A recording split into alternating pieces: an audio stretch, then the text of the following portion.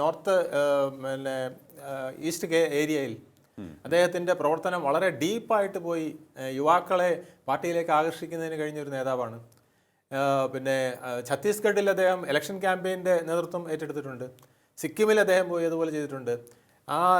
നമ്മുടെ 7 സിസ്റ്റേഴ്സിൻ്റെ ഏരിയ മുഴുവൻ അദ്ദേഹത്തിന് കാണാപ്പാടമാണ്.